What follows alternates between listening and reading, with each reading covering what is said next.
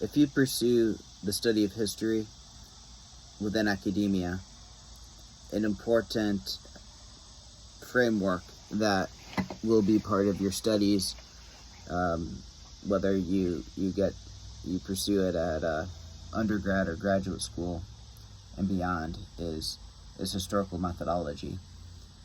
The methods that historians, practitioners of history use when considering sources for their analysis. Now, primary sources specifically, what I want to focus on right now today with you, and that's oral history versus written history.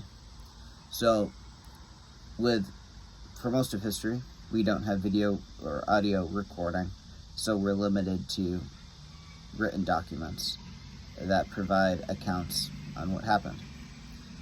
Now, this may sound obvious, but it's something that, as a historian, a practitioner of history, has to be at the forefront of one's mind, and that's the reliability of the documents that one's reviewing.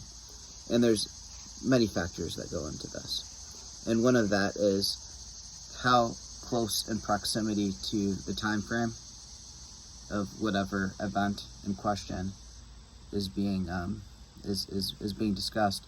How long did it take for that specific document to be written, to be recorded, as far as the account you're looking at? So if an account was written at 10 years after the event, for example, so what went into the production of that document? So there's memory, the memory of that individual, but there's also the component of oral history, because it may have been initially recorded by someone that wasn't actually there, but got the information from other people. Now, it's the challenge with oral history is this: people contort what they hear. So if you have a room of 30 people, the first person is told something, and then they tell the next person, the next person, the next person. You go to the whole room. By the time it gets to the end, it's going to change, and possibly change quite a bit. Now, try to think about some politician a year ago. Think about a speech you may have watched.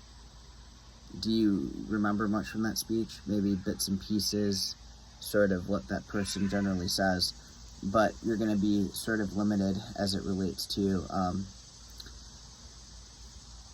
precisely articulating what was said. So, you want to look for written sources, but you also have to consider oral history in that, because it could be in someone's memory, and people's memory, might be fuzzy, and they may unintentionally remember some things incorrectly. It may have passed through multiple people, and the individual or individuals may have had reasons to lie.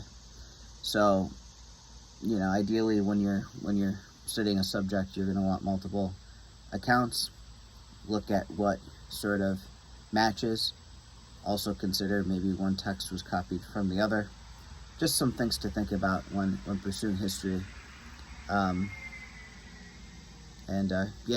was an interesting thing to initially be introduced this in historical methodology back when I was an undergrad. And it sounds kind of obvious, like, it makes sense, but for most in the public, popular history, that is, something you're not generally going to think about. But that's something that those that write the books and go on the shows consider, amongst other factors. Take care, everyone.